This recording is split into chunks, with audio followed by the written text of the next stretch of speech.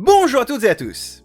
Après une critique où je parlais d'un ours qui s'est envoyé un paquet de farine dans le gosier, enfin, pas qu'un, mais bon, on va éviter de spoiler, nous allons parler aujourd'hui d'un film avec un acteur que, visiblement, toute la planète apprécie, avec beaucoup de flingues, beaucoup de gunfights, et une société secrète, d'une certaine manière.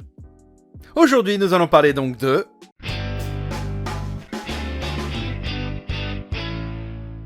Comme d'habitude, vidéo sans spoiler avec le chapitrage. Passons directement à la partie histoire. Alors, essayons de résumer ce film. Pour faire simple, John Wick cherche à se venger. En même temps, si vous avez vu les 3 premiers films, ça va être très simple, c'est la suite directe. Disons qu'il était en très mauvaise posture à la fin du film précédent, et que son objectif est donc de se venger. Je peux pas en dire trop, donc du coup, enfin, vous vous attendez bien avec un film comme John Wick, où concrètement il va y avoir de la baston, du flingue, du gunfight, de la vengeance, et un chien. En même temps, c'est un film John Wick, hein, donc comme vous vous attendiez. Passons à la partie, mon avis, je pourrais développer un petit peu plus. Alors avant de parler de mon opinion sur John Wick 4, je suis obligé de revenir un petit peu sur John Wick 3. Alors pour les besoins de cette vidéo, il s'avère que je pensais avoir vu John Wick 3, et en fait non, je ne l'avais tout simplement pas vu. Alors je me suis fait du coup une rétrospective, hein. J'ai fait le 1, le 2, le 3, disponible du coup sur Prime Video. Cette vidéo n'est pas sponsorisée, je précise, donc du coup avant d'aller voir le 4, c'est bien d'aller réviser ses classiques. Il s'avère que... je vais devoir parler un peu de John Wick 3 pour parler du 4. Vous allez comprendre, c'est très simple. Alors, John Wick 3, le film, selon moi, est un peu le plus faiblard des 4. Les gunfights sont pas ouf, les combats sont un peu mous. Alors, est-ce que c'est le montage qui fait ça? Je me pose la question. Mais bon, c'est un peu le plus faiblard des 4. Et lorsque je suis passé à John Wick 4, je dois admettre que le film m'en a mis plein la gueule. Alors, je vais essayer de hiérarchiser à peu près l'information. On va commencer par la musique. C'est bizarre de commencer par la musique, mais bon. Là où John Wick 3, par exemple, les musiques étaient, je vais pas dire quelconques, mais c'est des musiques qui sont placées là parce qu'elles sont, sur le papier, elles sont censées être bien, mais ça n'apporte rien de plus à l'histoire. Les musiques du 4, pour le coup, rythment bien l'action. En l'occurrence. Ce qui manquait justement en fait. Le principe c'était de mettre dans le 3 des musiques qui sont sympas, mais par rapport à l'action en cours, ça dynamise pas plus, c'est pas au rythme des gunfights, des combats, etc. Dans le 4, clairement ça a été corrigé.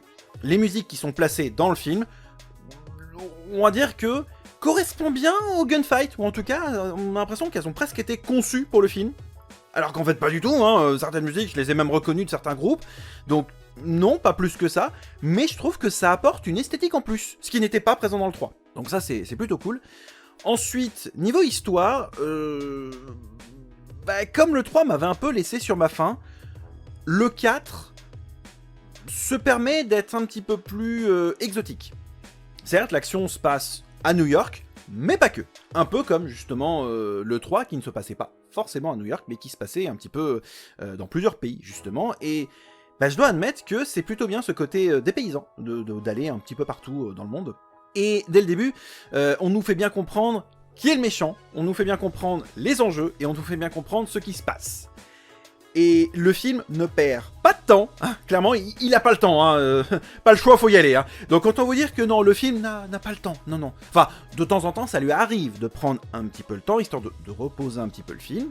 Mais quand il s'agit d'avoir un gunfight, ça paraît cohérent, dans le sens où, bon, on sait qu'il y a une forme de société secrète, hein, la grande table, hein, et que, bon,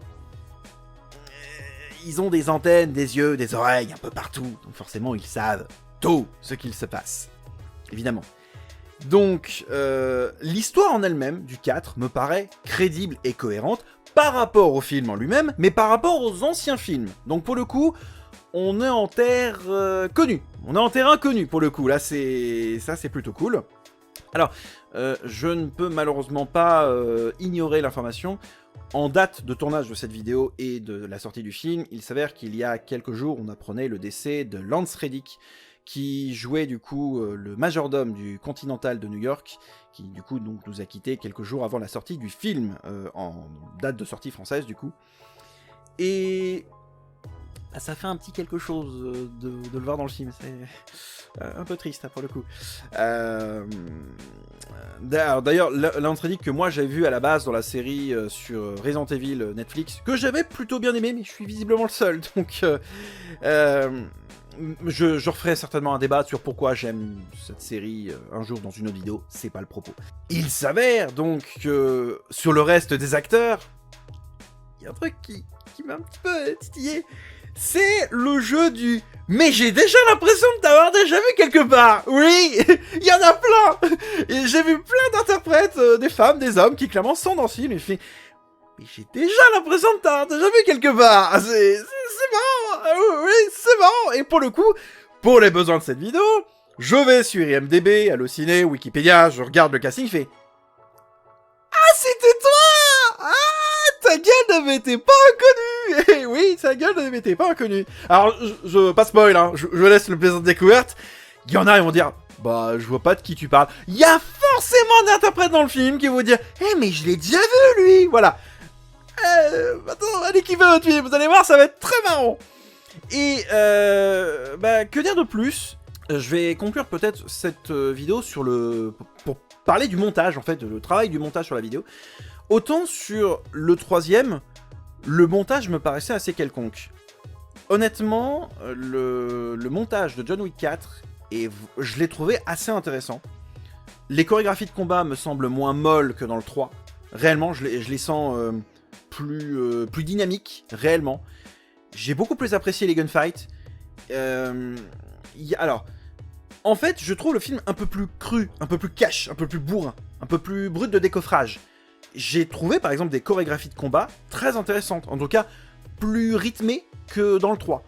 Et j'ai vraiment l'impression qu'ils ont vraiment mis le paquet sur le film. Alors, je précise, hein, j'ai vu le 3 la veille d'aller voir le 4. Donc pour le coup, c'est assez frais dans ma tête. Autant le 3 est peut-être je vais pas dire le canard boiteux, n'exagérons pas, le film est quand même sympathique, mais c'est le plus faible des 4, je trouve. Alors que le 4, pour le coup, en met plein la gueule, réellement.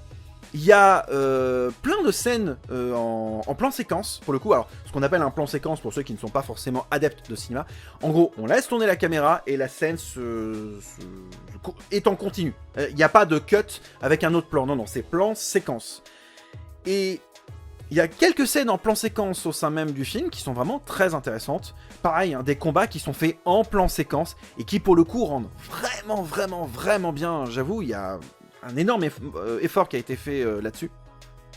Et il y a des plans séquences alors qui m'ont beaucoup plu, dont notamment, alors c'est pas qu'un plan séquence, mais c'est toute une scène dans un appartement parisien. Alors, l'esthétique de l'appartement parisien me fait penser à un appartement type Amélie Poulain. Et voir un gunfight dans un appartement type Amélie Poulain, avec Keanu Reeves qui met des coups de gun tout le temps, ça a une putain de gueule. Sérieusement, je crois que c'est une de mes scènes préférées, avec une autre scène qui arrive un petit peu plus loin, que je ne peux pas vous spoiler, mais concrètement, waouh, ça a vraiment de la gueule. C'est pas l'appartement d'Amélie Poulain, c'est un appartement type qui pourrait faire penser à du Amélie Poulain, et clairement, je trouve ça vraiment cool. Ça a vraiment une gueule, mais l'esthétique est léchée, le décor est vraiment travaillé, la chorégraphie de combat, voire même, il y a des séquences, plan-séquences dedans, qui sont vraiment cool. Réellement, on sent que le film, il a été vraiment peaufiné, qu'il a vraiment été travaillé, il y a de la révélation, il y a pas mal d'enjeux, il y a pas mal on va dire, d'impact. Réellement, j'aime beaucoup ce film. Si vous avez l'opportunité, foncez. C'est un énorme conseil. Foncez. J'ai pas grand chose de plus à dire. Le montage est cool, l'histoire est cohérente avec le film en lui-même et avec les autres films. Les acteurs sont des monstres de charisme. Sincèrement. Et même les chorégraphies de combat. En fait, je veux pas dire que le film est parfait, loin de là. Mais si vous avez l'occasion, foncez. Vais-je recommander le film? Oui, concrètement, si vous êtes prêt à mettre 9,80€ et 2 heures de votre temps pour aller voir ce film en salle, allez-y. Franchement, là, direct, allez-y. Alors, je précise toutefois, j'ai vu le film en séance Ice, je n'ai pas vu en séance classique. Et c'est l'un des rares films avec Top Gun Maverick où concrètement la séance Ice apporte un tout petit peu d'immersion dans le film. Alors, la spatialisation est moins léchée qu'avec Top Gun Maverick, bien évidemment.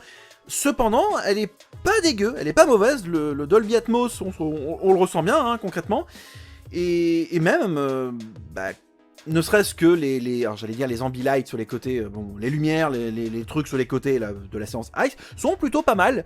Je dois admettre qu'il y a vraiment un énorme travail de fait. Moi j'ai adoré, je me dis mais j'en ai eu pour mon pognon, réellement. Est-ce que je serais prêt à aller voir le film une deuxième fois? Peut-être, j'essaierai d'y aller avec des potes, mais clairement, foncez, le film est vraiment cool. C'est une forte recommandation, réellement c'est un méga coup de cœur, je dois l'admettre, c'est un méga coup de cœur. Ouais, clairement, ouais, je fais ça pour la miniature. Franchement, allez-y, c'est un méga conseil. Voilà, c'est la fin de cette vidéo, merci à toutes et à tous de l'avoir suivi, on se retrouve la semaine prochaine pour 2 critiques. Oui mes amis, 2 critiques. Si vous trouvez le premier film que je vais analyser en chronique, bravo à vous. Hein. Je sens que... si vous me connaissez, vous savez normalement de quel film je vais parler en priorité. Mettez-moi le commentaire de quel film en premier je vais parler la semaine prochaine. Voilà. Je vous souhaite du coup une bonne journée, une bonne fin de journée à tous. On se retrouve très vite pour de prochaines vidéos. D'ici là, portez-vous bien. Gros bisous à tous. Salut!